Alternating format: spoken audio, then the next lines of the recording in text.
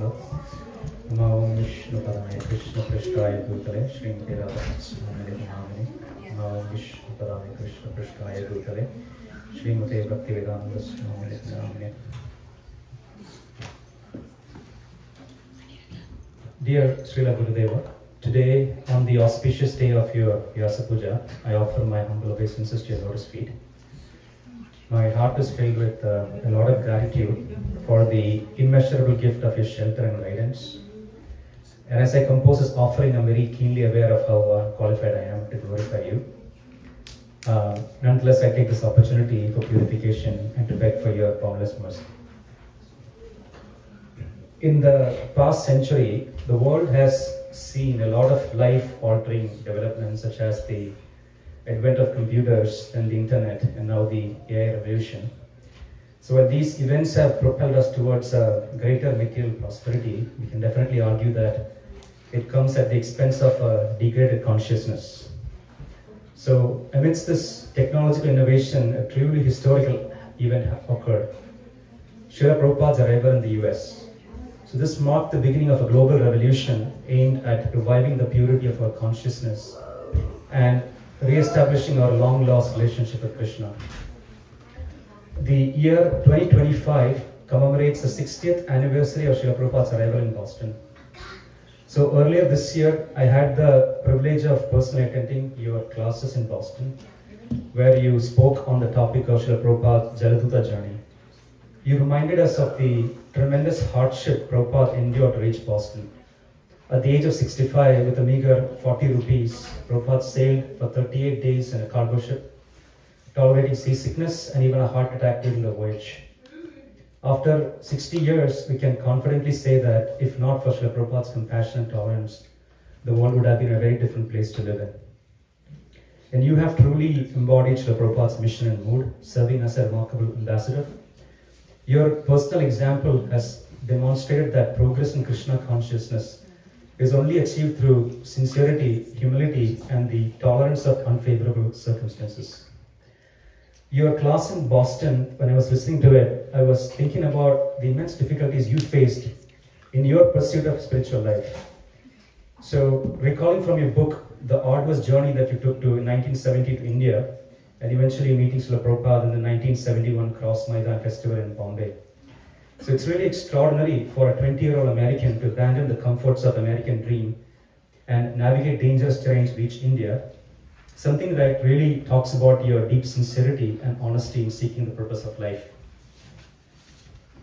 The challenges were not limited to the journey itself. I think your spiritual path and Krishna consciousness has been marked by significant hardships. Many of us spoke about the New Vrindavan days and early days of Sri Radha Gopinath community. Your devotional response to these events, filled with integrity, humility, and depending on shelter of Krishna, is a reminder to all of us on how to sincerely live in Krishna consciousness. So I did experience your humility and dependence on Krishna while we were in a car together after the Harvard event in Boston. So after the Harvard event, we were in the car and the host asked you a very simple but profound question. He asked, Maharaj, do you get nervous when you're about to speak? And you paused, and in your own mystical way with a smile, you said, yes, I do get nervous. And he said, I'm not a great planner or preparer of speeches, but the nervousness has been good for me. And he said, I'll let you in on a secret. Before the program, I always pray to Srila Prabhupada and Krishna to make me an instrument, and this has worked very well for me. Following the Boston class, you personally led the kirtan, playing the mridanga and chanting Krishnam Vande Nandakumaram. As the kirtan progressed, your chanting intensified visibly, and sitting directly in front of you, it was quite evident to me that this was not a superficial performance to draw a crowd. Rather, it was a live demonstration of a principle Srila Prabhupada taught us in books and talks. In Prabhupada's own words, this chanting is exactly like a genuine cry of a child for its mother's presence. Mother Hara helps the devotees achieve the Lord Father's grace. The Lord reveals himself to the devotees who chant this mantra sincerely. The world today is characterized by a lot of widespread divisions. It's torn apart by conflicts, environmental catastrophes, and global health crises. And even in a corporate world, we can see that lust, greed, anger, and exploitation are all marked as an essential quality for success. in such a difficult environment where surviving day to day is difficult, it is understandable that hope and spiritual values might diminish or not even be prioritized. Yet your life, your teachings, and personal example offer a powerful beacon of hope to all spiritual seekers. They serve as a vital reminder that there is a life that is possible, rooted in love, compassion, and integrity, and it is possible to live in that way. Your Vyaspuja is an opportunity for each of us to personally meditate on how you have transformed our lives and opened the doors to the spiritual movement of Sri Chaitanya. It's a day to contemplate on our short givings and the quality of our own sincerity in pleasing you. And then I have to admit that it has not been easy balancing work, family life, and Krishna consciousness. However, your instructions in the lecture that you gave when you got initiated to expect challenges at every step and take Krishna, shelter in Krishna, give us that strength to continue fighting the battle inside. So today, on the auspicious occasion of your birthday, I humbly pray for your mercy so that I'm not attracted or distracted by the superficial aspects of my sadhana, and my attention remains steadfast on the essence of Krishna consciousness. Further, I strive to live with a character that is in alignment with the teachings of the Acharyas. So with practicing these processes, I really hope to break down the hardened surface of my heart and fall in love with Krishna, his names, and pastimes. Thank you. Hare Krishna.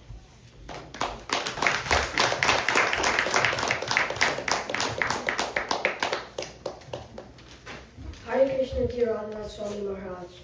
Please accept my humble obeisances. All glories to Srila Prabhupada. I offer my humble respects to you, Maharaj. I didn't know much about you at first, and actually learned about you through my parents. But when I heard your speech about the homeless man sharing his last piece of bread, it truly touched my heart and inspired me to be more compassionate. I am grateful for the wisdom and guidance you gave me. Please continue to inspire everyone around you, including me.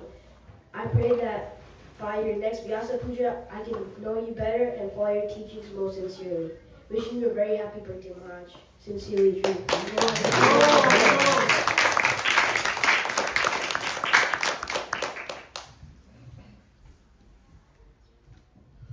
Wishing you a very, very, very happy birthday, Maharaj. On this auspicious day, I offer my humble obeisances and heartfelt gratitude to you. Your life and teachings have ignited bhakti for so many, and your example continues to inspire deep transformation in all who hear you. From your early days as Richard in suburban Chicago to the moment you embraced the renounced life as Radhanath Swami, dedicating yourself completely to serving God and humanity, your journey has been one of the extraordinary courage and sincerity. You traversed difficult terrains, slept under trees, and sought guidance from many spiritual teachers, all in pursuit of the deeper truths of life. I offer my gratitude for your life of renunciation, humility, and service, because if not for that, there is no us. When life throws lemons at you, make lemonade. It is a light-hearted way of saying that when things go wrong, we should put them into perspective and find a positive way forward.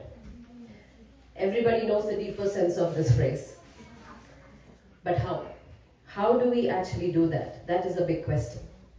For me, the answer, the how, has been your lectures and talks. Whenever I begin questioning serious life choices or the deeper realities of life, the lecture that immediately comes rushing to my mind is your 1993 Mumbai talk on glories of Prahlad Maharaj. In that you beautifully describe how Prahlad, though born in the demon family of Hiranyakashipu, remained absolutely steadfast in his devotion, even in the face of relentless danger. You teach us that his supreme faith was not born of conveniences but of profound surrender. Prahlad refused to yield to his father's demands, refused to abandon Krishna, and even when his life was threatened in countless ways, he stood firm in his calling. You explain that Prahlad's devotion is not just a historical story, it is a living lesson. His example shows us how to endure suffering not by resisting reality, but by anchoring ourselves in the divine. Prahlad asked not for material benedictions, but only the opportunity to serve Krishna. Though the Hiranyakashipu in me does not allow me to surrender as fully as I desire, but you, Maharaj, have been steadfast in showing us how to make lemonade out of the life's lemons, by cultivating unshakable surrender, by holding on to devotion even in the harshest circumstances, and by trusting that Krishna's mercy surpasses all trials. Every time you speak and sing the glories of Prahlad Maharaj, through your eyes, I see what true spiritual power really is, not in pride or strength, but in selfless and fearless love. Wishing you once again a very, very happy birthday, Maharaj. Hare Krishna.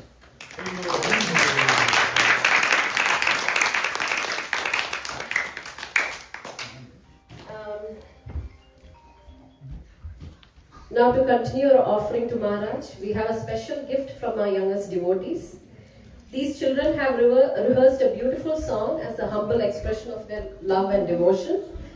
When we first started practicing, I wanted to make sure they understood why they were doing this.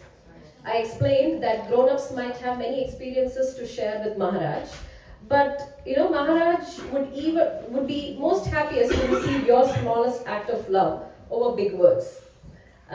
Immediately, all of them asked in unison, will he get to see us sing? Can we share a video with him? I must admit I was a little caught off guard, but with all sincerity I told them, I will try. So dear devotees, if any of you are able to help fulfill their wish, it would mean a lot. And parents, please take out your phones and capture this moment, because I like to believe this is the first of many offerings they will make in the future. After all, firsts are always a treasure. Without further ado, please warmly welcome Manjari, Anirudh, Chakresh, Gokul and Uda.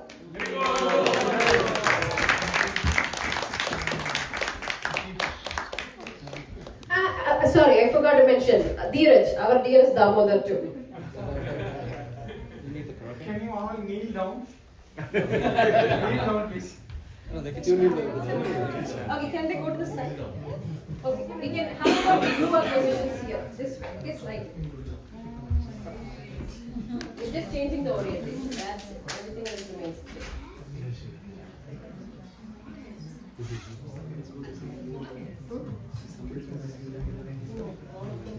I was thinking if I You want to stand?